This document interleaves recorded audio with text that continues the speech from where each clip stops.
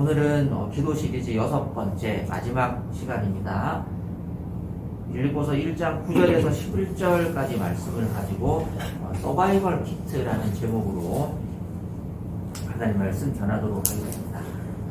제국주의 열강이 남극과 북극을 먼저 차지하기 위한 경쟁이 굉장히 치열했던 1914년 셰클턴과 27명의 대원들은 인듀얼런스호를 타고 남극 횡단에 도전을 했습니다.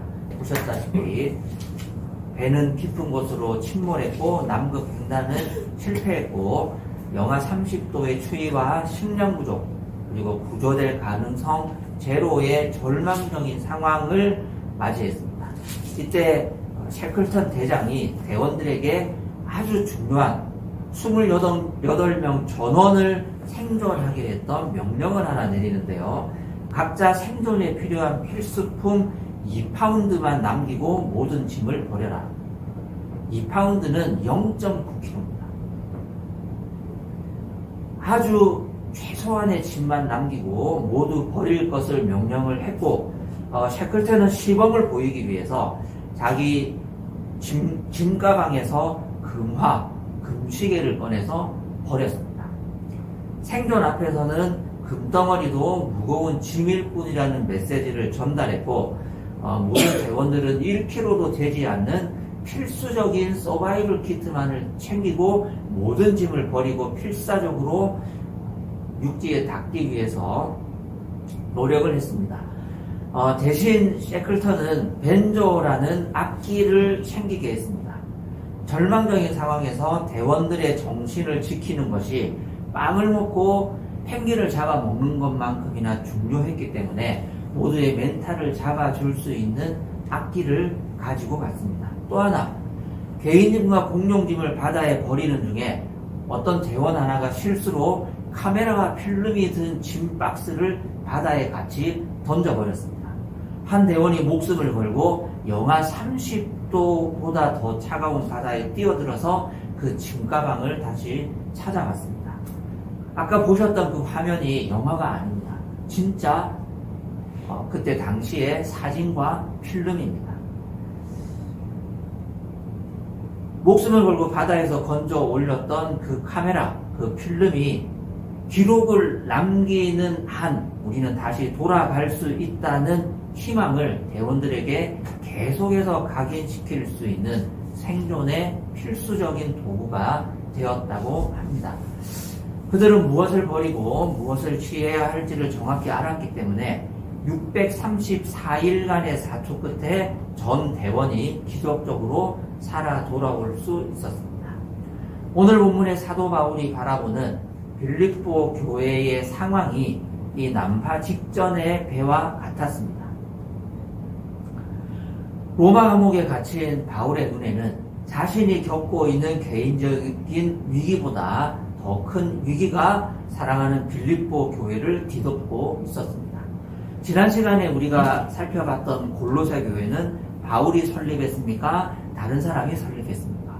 에바브로 디도가 개척한 교회였고 골로새 교회는 바울과 일면식도 없는 교회였습니다. 그런데 오늘 본문의 빌립보 교회는 골로새 교회와는 정반대의 교회였습니다. 사도 바울이 소아시아 지역으로 전도를 하러 가려다가 하나님의 성령께서 환상 가운데 마케도니아 지역, 지금의 유럽으로 진로를 틀라는 환상을 보여주십니다. 그리고 유럽 대륙으로 건너가서 처음으로 개척해서 세운 교회가 바로 빌립보 교회였고 우리가 잘 알고 있는 그 유명한 자주장사, 비단 장사를 하고 있었던 루디아 여성이죠. 루디아를 만나서 빌립보 교회가 시작이 됐습니다. 그렇기 때문에 빌립보 교회는 바울에게 첫 유럽 대륙의 관문을 열었던 굉장히 중요한 교회였고 많은 사랑을 나누고 애착이 깊었던 교회였습니다. 뿐만 아니라 바울이 자비량으로 선교 사역을 하면서 교회들에게 헌금이나 생활비 보조를 거의 받지 않았는데 유독 이 빌립보 교회가 보내오는 생활비는 꼬박꼬박 챙겨서 다 받아서 썼습니다. 왜 그랬을까요? 받아서 괜찮았겠죠. 너무 이 사람들을 사랑했고 또 이 교회와 바울 간의 유대가 강했기 때문에 부담 없이 빌립보 교회가 보내는 헌금만큼은 보내지 말라고 한 적이 거의 없었습니다. 바울이 지금 어디에 있다고 그랬습니까? 로마 감옥에 있죠. 감옥에 있으면 뭐가 필요합니까? 영치금이 필요하지 않습니까? 그 영치금도 빌립보 교회가 거의 다 부담했습니다. 그만큼 바울과 빌립보 교회는 서로가 서로를 잘 알고 있는 굉장히 밀접하고도 친밀하고도 중요한 존재들이었습니다.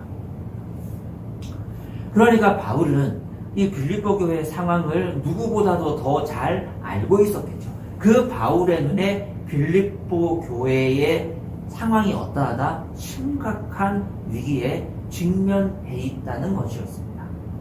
오늘 본문의 바울의 기도는 굉장한 도전에 직면해 있는 빌립보 교회를 향한 기도의 제목들입니다.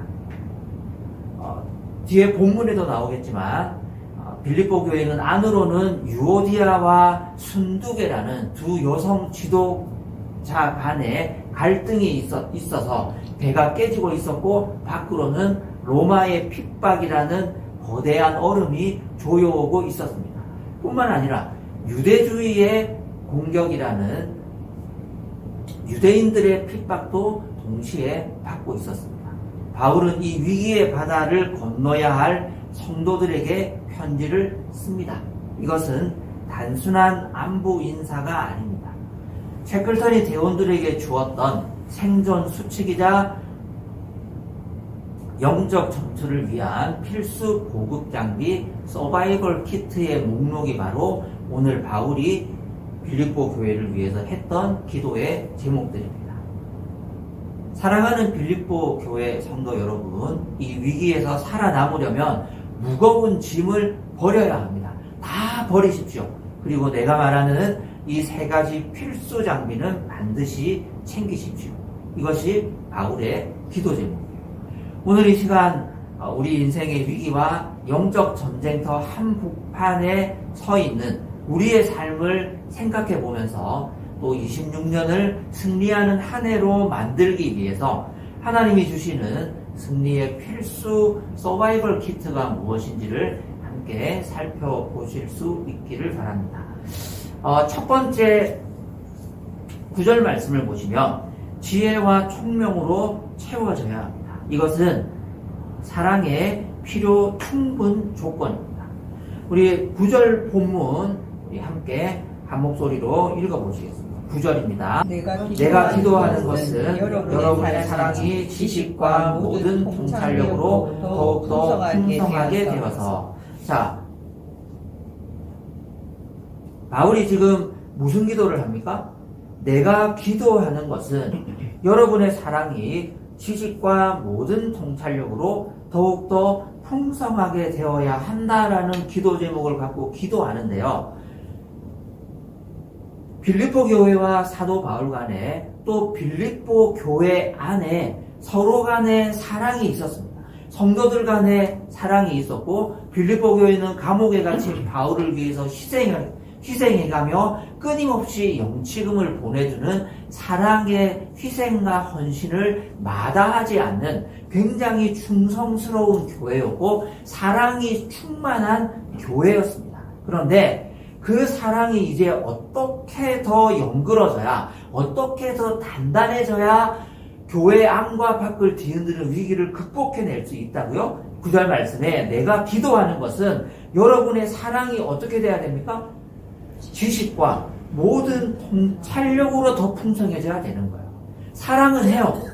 여전히 바울을 사랑해 주고 있고 빌립보 교회 안에 잡음이 없는 것은 아니지만 서로 사랑하고 섬겨서 헌금을 모아서 선교 헌금도 보내주고 있고 어려운 환경 속에서도 교회를 여전히 지키고는 있었습니다. 그런데 살아남기 위해서는 그것으로 충분하지 않았던 거죠. 이 사랑이 어떻게 돼야 된다고요? 지혜와 지식과 총명으로 가득 차야 합니다. 그것이 9절의 말씀이에요. 자, 그러면 여기 두 단어가 나오는데요. 지식은 뭡니까? 지식이란 단순한 정보 습득이 아니고 하나님과 그분의 뜻에 대한 깊고 체험적인 알을 말합니다. 하나님에 대해서 들어서 아는 것, 공부해서 아는 것, 암송해서 아는 것, 성경을 읽어서 아는 것이 아니라 실제 그분의 뜻에 따라서 말씀대로 살다 보니 체득된 경험적인, 체험적인. 그러면 총명은 뭘까요? 우리 수험생들 총명탕도 사준다고 하는데 총명은 뭡니까? 머리에 이렇게 아임스퀘어 이거 쓰는 게 그 총명일까요? 여기서 말하는 총명이란 원어적인 의미상 도덕적 통찰력이나 영적 감각을 말합니다. 말을 좀 어렵게 했는데 쉽게 얘기하면 센스를 말하는 것. 영적인 센스가 있는 거예요. 복잡한 상황 속에서 여러 위기 속에서 무엇이 옳고 그른지 무엇이 덕이 되는지를 파악할 수 있는 지혜를 말하는 겁니다. 그것이 총명이에요. 빌립보 교회 안에는 사랑은 있었습니다. 하지만 이 사랑이 하나님의 말씀을 쫓아서 순종하며 살아가면서 얻은 지식으로 더 채워져야 했고, 그 하나님에 대한 체험 때문에 무엇이 옳고 그른지, 이 상황에서 어떤 선택을 해야 하는지 영적인 센스가 더해져야 했습니다. 그렇게 해야 이들이 살아남을 수 있었습니다. 빌립보서 4장 2절을 보시면 유오디게와 순두게라는 두 여성 지도자가 있었는데, 이 두 여성 지도자와 그들을 각각을 따르는 교인들 간의 파가 나누어져서 알력과 다툼이 있었어요. 그래서 빌립보서 4장 2절에 너희가 마음을 합하라고 바울이 권면합니다. 서로가 옳다, 내가 틀렸다라는 부딪힘의 위기 앞에서 바울이 권면했던 것은 너희들이 하나님을 체험해서 알고 있는 그 지식과 그리고 너희들에게 생긴 그 총명으로 과연 이 갈등을 어떻게 해결하고 봉합해야 될지 스스로 분별하고 판단해 보라고 권면하고 있는 거예요. 그래서 9절 말씀에 내가 기도하는 것은 여러분의 사랑이 지식과 모든 통찰력으로 더 풍성해지고 단단해져야 한다는 겁니다. 우리가 하나님 앞에 기도할 때 기도의 제목이 뭐가 있겠습니까? 우리의 사랑이 하나님을 체험한 지식과 하나님을 깊이 체험하고 알아갔기 때문에 내가 경험적으로 생성된 이 영적인 총명함이 더 풍성해지기를 우리가 기도해야 되지 않겠습니까? 나는 성격이 좋아. 나는 친구가 많아. 나는 성경을 많이 알아. 기본 실력으로 시험 치는 학생들 많지 않습니까? 기본 실력으로 나는 공부 잘하는 사람인데, 그래서 시험 쳤다가 수능에서 보기 좋게 망할 수도 있잖아요. 내가 기본적인 인격이 좋은 사람이야. 내가 타고난 천성이 착한 사람이야. 나는 크게 돈은 없어도, 나는 크게 권세는 없어도 내가 남에게 해는 끼치지 않고 살아온 사람이야. 그게 기본 실력입니다. 타고난 자기 실력이에요. 타고난 내 성품이에요. 나는 그래도 11조도 하고 헌금도 하고 주일 예배도 잘 드리고 성경도 어느 정도 아는 것 같고, 그래서 나는 밥 먹을 때 기도도 하고 밥 먹는데 그게 내 기본 실력, 기본 영적인 지식과 내가 쌓아왔던 나의 기본적인 캐릭터예요. 그걸로 살 수 있습니까? 그걸로 승리할 수 있습니까? 그걸로 위기를 극복할 수 있습니까? 바울은 안 된다고 얘기하는 거예요. 빌립보 교회에 기본적인 체력이 있었습니다. 기본적인 실력이 있었어요. 바울이 깊이 사랑했고 개척할 때부터 끈끈한 유대를 나누었고 말씀을 풍성하게 가르쳤고 함께 전도도 했고, 루디아라는 돈 많은 부자 여자도 있었습니다. 비단 장사가 우습습니까? 아니요. 당대의 염색한 비단을 거래할 수 있었다는 것은 최신식 기술을 보유하고 있었고, 로마 귀족과 왕족과 부자들이 찾는 최첨단의 기술 공정을 보유하고 최고급 원단을 공급하는 업자였다는 소리입니다. 빌립보 교회가 무서울 게 뭐가 있습니까? 돈 많은 부자 있죠. 탁월한 영적인 지도자 있죠. 놀라운 교회였습니다. 그 기본적인 실력으로는 지금 당면하고 있는 이 위기를 극복 못한다고 기도하는 겁니다. 25년까지는 어떻게 살아왔습니다. 26년도 기본 실력으로 버티실 겁니까? 지금까지 해왔던 대로 살아가실 겁니까? 어떤 위기가 올지 우리가 알 수 없지만 하나님 앞에 우리의 사랑이, 우리가 기존에 해왔던 나의 인격과 영적인 체력과 나의 기본적인 캐릭터 위에 지식과 총명으로 더 풍성해지기를 기도하고 싶지 않으십니까? 그러함으로써 우리의 기도를 통해서 다가오는 2026년에 어떤 위기를 만나더라도 넉넉히 승리할 수 있는 위대한 은혜가 우리의 삶 속에 더 차고 넘칠 수 있기를 바랍니다. 두 번째 단락 10절 상반부를 보시면요. 분별하게 해달라고 기도하는데 좋은 것으로 충분하지 않기 때문입니다. 자, 우리 10절 말씀 같이 한번 읽어보겠습니다. 10절입니다. 시작. 여러분이 가장 좋은 것이 무엇인가를 분별할 줄 알게 되는 것입니다. 자, 무엇을 분별한다고요? 가장 좋은 것이 무엇인가를 분별하는 것입니다. 셰클턴이 그 말을 버리고 벤조를 챙긴 이유가 무엇일까요? 그 위기 상황에서 생존을 위해서 무엇이 더 중요한가를 분별했기 때문입니다. 금화를 가지고 있는 것, 금시계를 갖고 있는 것이 죄입니까? 그건 죄가 아닙니다. 하지만 더 중요한 베스트는 아니었습니다. 여기서 가장 좋은 것을 분별하다라는 대목을 영어 성경은 어떻게 번역하냐면 NIV는요 What is best라고 번역합니다. 무엇이 최고인지 분별하라는 거예요. ESV는 What is excellent, 무엇이 탁월한지를 분별하라는 거예요. NASB도 The things that are excellent라고 번역합니다. 베스트가 무엇이고 excellent가 무엇인지를 분별하라는 겁니다. 지금 바울이 요구하는 것이 뭐예요? 독약과 보약을 분별하라는 게 아니지 않습니까? 무엇이 최고인지를 분별하라는 거예요. 교회와 가정의 위기는 죄를 지어서라기보다는 우리가 덜 중요한 것, 굿을 붙잡고 가장 중요한 것, 더 베스트를 놓치기 때문에 찾아옵니다. 지금 바울이 하고 있는 말씀은 정확히 이겁니다. 좋은 것으로 충분하지 않다. 최고의 것을 선택해라. 그것을 분별하라는 거예요. 적당하게 타협하지 말라는 거예요. 죄짓지 않으면 죄지고, 여행 가는 게 죄입니까? 놀러 가는 게 죄입니까? 즐겁게 사는 것이 죄입니까? 재미있는 것을 추구하는 게 죄예요? 아니요. 그것은 좋은 것입니다. 그것은 굿이에요. 그것은 절대로 죄가 아닙니다, 여러분. 하지만 바울이 지금 빌립보 교회의 여러 안팎에 돌아가는 상황들을 볼 때 너희들 굿으로는 이 위기를 돌파할 수 없다. 너희들 좋은 것으로는 절대로 이 위기 앞에 버틸 수 없다. 더 베스트가 무엇인지를 분별해라. 너희들 앞에 수많은 좋은 것들이 널려있다.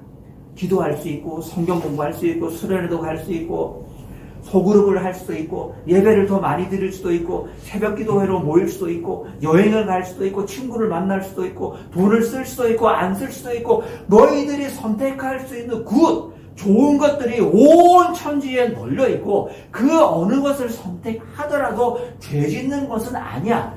하지만 그거 다 가지고 갈래. 그거 전부 다 누리면서 하나님 앞에 최선을 다해서 최고의 것을 선택하면서 남극의 얼음 더미 위에서 살아남을 수 있겠어? 너희들 그러다 다 죽어. 이 말씀을 하고 있는 거예요. 좋은 것으로는 생존할 수 없습니다. 최고의 것, 필수적인 더 베스트 엑설런트를 선택해야 살 수 있습니다. 살아남을 수 있어요. 지금 이 분별은요, 죽느냐 사느냐의 문제입니다. 좋은 것을 선택하는 것. 금화와 금시계를 차고는 남극에서 살아남을 수 없습니다. 좋은 것은 위기의 순간에 우리를 침몰시키는 무거운 짐일 뿐입니다. 우리의 삶에 좋은 것은 많이 있습니다. 그 좋은 것을 선택한다고 죄는 아닙니다. 하지만 살 수는 없습니다. 하나님 앞에 최고의 삶을 드리기 위해서, 하나님 앞에 온전한 삶을 살기 위해서, 내가 다가오는 2026년도 하나님 앞에 열매 맺는 삶을 살기 위해서 기존에 내가 해왔던 적당한 것, 좋은 것, 죄가 아닌 것, 괜찮은 것, 그렇게 선택해도 남이 뭐라고 하지 않는 것에 타협하지 마시고, 하나님, 내 삶에 있어서 최고의 선택이 무엇입니까? 내가 어떻게 해야 살아남을 수 있습니까? 내가 어떻게 해야 내 알을 깨고 한계를 깨고 하나님 앞에 열매 맺는 삶을 살 수 있습니까? 최고의 단 한 가지를 선택해서 하나님 앞에 헌신할 수 있게 해주십시오. 바울의 기도가 우리의 기도가 될 수 있기를 간절히 바랍니다. 마지막으로 10절 하반부에서 11절까지 말씀 같이 한번 읽어보겠습니다. 시작. 여러분이 그리스도의 날까지 순결하고 흠이 없이 지내며 예수 그리스도께서 주시는 의의 열매로 가득 차서 하나님께 영광과 찬양을 드리게 되기를 나는 기도합니다. 최고의 것 단 한 가지, 베스트, 엑설런트한 것을 선택하고 난 다음에 그 결과가 뭐예요? 그리하여 여러분이 그리스도의 날까지 순결하고 흠이 없이 지내고 예수 그리스도께서 주시는 의의 열매로 가득 차게 되기를 기도하는 거예요. 이것이 바울의 마지막 기도 제목이었습니다. 그럼 6절 한번 보실까요? 6절도 굉장히 유명한 말씀인데요. 6절 말씀 같이 한번 읽어보겠습니다. 시작. 선한 일을 여러 분 가운데서 시작하신 분께서 그리스도 예수의 날까지 그 일을 완성하리라고 나는 확신합니다. 우리 개역개정은 착한 일이라고 번역했죠. 선한 일이 착한 일인데 그리스도 예수를 통하여서 하나님께서 우리 가운데 혹은 교회 공동체 가운데 일터 가운데 직장 가운데 가정 가운데 시작하신 선한 일, 착한 일이 뭐예요? 하나님께서 예수 그리스도를 통해서 내게 시작하신 교회 가운데 시작하신 착한 일은 뭐예요? 신호위반 안 하는 겁니까? 신호 잘 지키는 게 착한 일일까요? 도덕적으로 사는 게 착한 일입니까? 물론 막 살아야 된다는 건 아니지만 성경이 이야기하는 착한 일이라는 것은 겸손하고 양보하고 참고 화 안 내고 신호 잘 지키고 남의 거 안 훔치고 그게 착한 일이 아니에요. 성경이 이야기하는 착한 일이라는 것은 우리가 오늘 다루었던 9절에서 11절의 일이에요. 이게 착한 일입니다. 하나님께서 예수 그리스도를 통해서 우리 가운데 시작하신 일은 뭐냐면은 9절 보세요. 사랑이 지식과 모든 통찰력으로 더 풍성하게 되는 것. 이게 착한 일이에요. 10절 가장 좋은 것이 최선, 최고의 것이 무엇인지를 분별하는 것이 착한 일이에요. 그리고 마지막 착한 일이 뭐예요? 바로 방금 읽었던 순결하고 흠이 없이 지내고 예수 그리스도께서 주시는 의의 열매로 차고 넘치게 되는 것. 이게 착한 일입니다. 그리스도께서 이 일을 빌립보 교회 안에 시작하셨습니다. 하나님께서 이 일을 사도 바울의 개척을 통해서 시작하셨어요. 이 시작한 일이 어떻게 돼야 됩니까? 6절 말씀을 보시면 예수의 날까지 그 일을 완성하시리라고 확신한다고 고백합니다. 시작한 그 일은 반드시 완성돼야 합니다. 어떻게 완성할 수 있습니까? 어떻게 완성할 수 있다고요? 기도해야 완성됩니다. 여기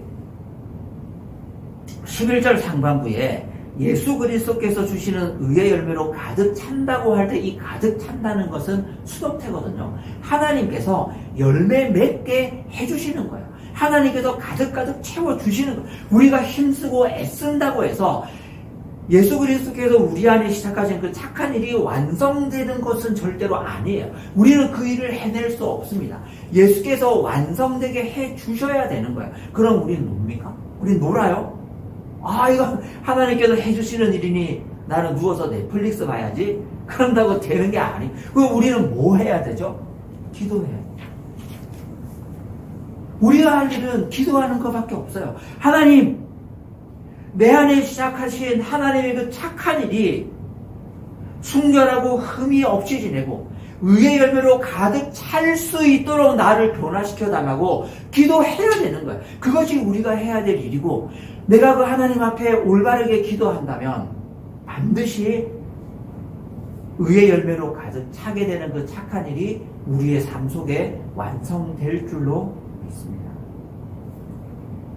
가지가 포도나무에 붙어 있을 때 저절로 열매를 맺듯 우리의 성화의 열매, 우리의 거룩의 열매, 우리의 인격의 열매, 전도의 열매, 성장의 열매는 전적으로 예수님과의 연합에 달려있고 그분 앞에 우리가 올바른 기도를 드리는데 달려 있습니다.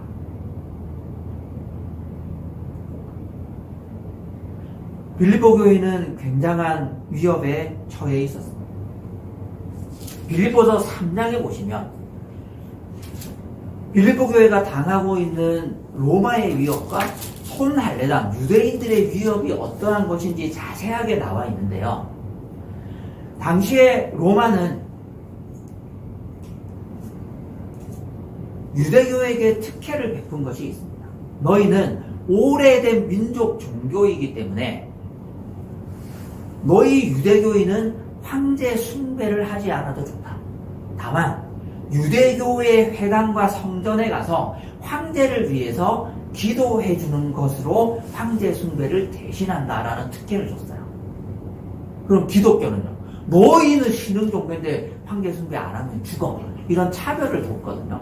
로마 제국 안에 있는 다양한 종교들 중에 거의 유일하게 유대교만 이 특혜를 받았습니다. 왜냐하면 다른 종교는 다신교였기 때문에 이집트 사람들은 자기 신도 섬기고 로마 황제도 신으로 숭배하는데 거리낌이 없었어요. 근데 유대교나 기독교는 이게 안 되잖아요. 하나님만 섬겨야 되잖아요. 그런데 유대교는 오래된 아브라함 이래로부터 오래된 민족 종교였기 때문에 너희는 황제 숭배 대신에 너희 민족신 야베를 섬겨 대신에 황제를 위해서 기도하면 황제의 신상 앞에서 절하지 않아도 괜찮아. 특혜를 줬어요. 기독교는 신흥 종교니까 이 특혜를 못 받잖아요. 그럼 당연히 유대교가 어떻게 기독교인들을 유혹하겠습니까? 야! 너희도 할례 받아. 너희 유대교로 개종해. 그럼 안 죽는다. 이렇게 교회 안에 파고드는 거예요. 그것이 빌립보 교회 안에 있었던 강력한 유혹이었어요. 우리가 만약에 2000년 전 빌립보 교회를 다니고 있는 이방인 그리스인이었다면 그 유혹에 흔들리지 않을 자신이 있습니까? 유대교나 기독교나 비슷한 것 같은데 내가 유대교에 가서 하나님을 믿으면 황제 숭배를 하지 않아도 되고 내가 목숨의 위협을 받지 않는데 할례 받고 유대교로 개종해? 이게 굉장히 달콤한 유혹, 생존에 필수적인 그 유혹이잖아요. 이거는요 그냥 뭐 율법이 좋고 이런 차원이 아니에요. 죽느냐 사느냐 하는 유혹이었고 그것이 빌립보 교회 안의 핵심 이슈 중에 하나였어요. 근데 바울은 뭐라고 그럽니까? 그건 좋은 것도 아니고 그건 이상한 거야. 너희들 최고의 것을 선택해야 한다. 주 예수 그리스도의 복음을 떠나서는 생명입니다. 단 하나의 가치, 예수 그리스도께서 주신, 다시 본문을 보십시오. 예수 그리스도께서 주시는 의의 열매로 가득 차서 하나님께 영광과 찬양을 드리게 되기를 나는 기도합니다. 아까 그 설명을 이해하고 나니까 이 말씀이 더 와닿지 않으십니까? 예수 그리스도께서 주시는 의의 열매 외에는 다른 길이 없습니다. 금시계를 버리지 않고는 살아남을 수 없어요. 벤조를 챙기지 않고는 살아남을 수 없습니다. 하나님께 영광과 찬양을 드리는 유일한 길, 주 예수 그리스도의 복음을 붙드는 것 외에는 대안이 없습니다. 우리의 삶이 차고 넘치기를 원합니다. 우리의 삶에 예수 그리스도께서 주시는 변화의 열매, 의의 열매가 가득 차기를 원합니다. 무엇으로 이를 이룰 것입니까? 기도하십시오. 하나님 앞에 엎드리십시오. 하나님 앞에 이 모든 것들을 차고 넘치게 해달라고 우리의 손을 한번 들어봅시다. 주께서 우리를 빈손으로 돌아가게 하시는지, 우리를 실망시키는지, 아니면 하나님께서 차고 넘치도록 우리의 영적인 생명력을 더 풍성하게 하시는지 올 한해 한번 도전해 보십시오. 셰클턴은 634일간의 처절한 표류 끝에 마침내 구조되었습니다. 셰클턴이 구조선을 타고 대원들에게 돌아와서 가장 먼저 던졌던 질문은 이것이었습니다. 대원들은 모두 무사한가? 28명 전원 생존해서 영국으로 돌아왔습니다. 그들이 가져간 금덩어리와 짐들은 다 버려졌지만 그들은 그보다 더 위대한 생명과 전우애라는 가치를 갖고 돌아왔습니다. 셰클턴은 실패했지만 위대한 항해로 영국에서 유명인사가 되었고 활발하게 강연과 출판 활동도 했습니다. 그러나 연이은 사업 실패와 도시 생활에 적응하지 못한 채 술에 의존하는 삶을 살았습니다. 셰클턴은 다시 남극 바다로 나가기로 결정합니다. 하지만 항해 도중 심장마비가 와서 바다 위에서 그의 짧은 생애를 마감했습니다. 그는 생애 동안 총 4번에 걸친 항해에 도전했으나 모두 실패했고 남극점에 도달하고자 했던 마지막 도전도 심장마비로 막을 내렸습니다. 죽음의 바다도 건넜으나 넓게 보면 그의 탁월한 리더십도 인생의 거친 바다는 끝끝내 완주하지 못하고 알코올 중독으로 건강이 악화되었다가 무모한 도전에 나선 끝에 바다 위에서 죽음을 맞이한 탐험가라고 마지막 마침표를 찍었습니다. 우리는 지금 인생의 거친 바다, 영적 전쟁터의 한복판에 있습니다. 이 위기의 파도를 넘기 위해서 우리가 붙들어야 할 것은 무엇일까요?